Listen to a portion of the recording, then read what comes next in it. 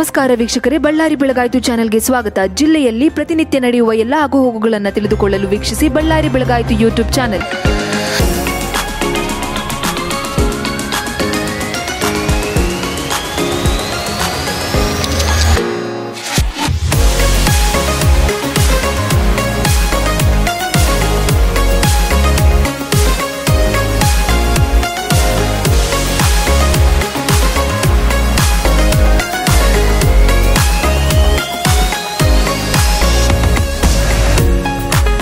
ಮಗುವಿನ ಜನ್ಮೋತ್ಸವವನ್ನು 24 ಜನವರಿ ಪ್ರತಿ ವರ್ಷ ಆಚರಿಸಬೇಕು ಅಂತ ಇದೆ.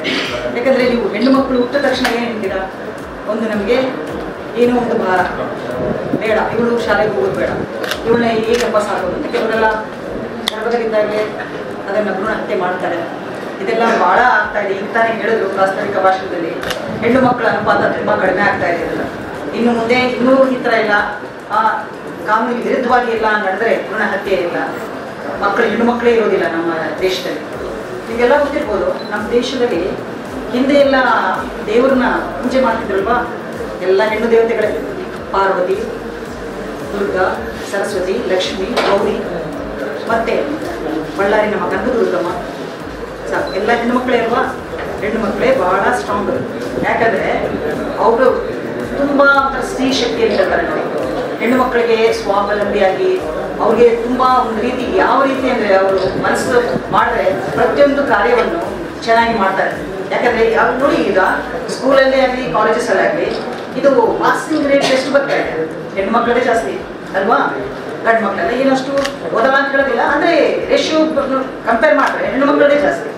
ಆ ರೀತಿ ಇರಬೇಕಾದ್ರೆ ಹೆಣ್ಣು ಮಕ್ಕಳ ಬಗ್ಗೆ ಯಾಕೆ ತಾತ್ಸಾರ ತೋರಿಸ್ಬೇಕು? ಇದು ಎಲ್ಲ ತಾಯಿಯಂದ್ರಿಗೆ ಕ್ವಶನ್ ಮಾಡಬೇಕಾಗಿದೆ.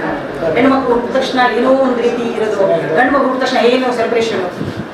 ಈಗ ತಾನೇ ಹೇಳಿದ್ರು ನಮ್ಮ ಸಹೋದರಾದ ಪ್ರಶಾಂತ್ ಕುಮಾರ್ ಮಿಶ್ರ ಅವರು, ಹೆಣ್ಣು ಮಕ್ಕಳಿಗೆ ಬರೀ ಇವತ್ತೊಂದು ದಿನ 24 ತಾರೀಕು ಮತ್ತು 8 ಮಾರ್ಚ್ ಅಂತ ಹೇಳೋದು. ಅಂದರೆ ಒಂದಿನ ಮಾತ್ರ ಮಾಡೋದಲ್ಲ ಇದು. ಹೆಣ್ಣು ದೇವತೆ ಎಲ್ಲ ನಾವು ತಾಯಿಗಿಂತ ನಮ್ಗೆ ಬೇರೆ ದೇವರಿಲ್ಲ. ಆದರೆ ಅವ್ರು ಜನ್ಮ ಕೊಡುವ ಶಕ್ತಿ ಹೊಂದಿರೋರು ತಾಯಿ ಒಂದು ಹೆಣ್ಣು.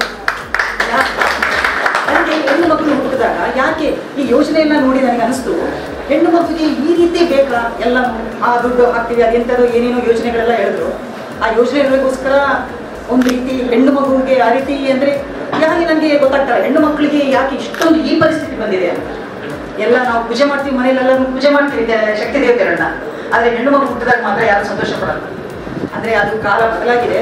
ಹೆಣ್ಣು ಮಕ್ಕಳು ಈಗ ಎಲ್ಲ ಸರಿಸಮಾನರಾಗಿ ಇದ್ದಾರೆ, ಮತ್ತೆ ತುಂಬ ಒಳ್ಳೆಯ ರೀತಿಯಲ್ಲಿ ಅಭಿವೃದ್ಧಿ ಆಗ್ತಾ ಇದ್ದಾರೆ. ಅವರು ಹುಟ್ಟಿದ ತಕ್ಷಣ ನನಗೆ ಹೆಣ್ಣು ಮಕ್ಕಳು ಹುಟ್ಟುತ್ತಲ್ಲ ಅಂತ ಹೇಳ್ಬಿಟ್ಟು ವಿಕೆ ಕೊಡುವಂಥ ಪೇರೆಂಟ್ಸ್ ಇರೋದಿಲ್ಲ ಅಂತ ಅನ್ಕೊಳ್ತೀನಿ ನಾನು.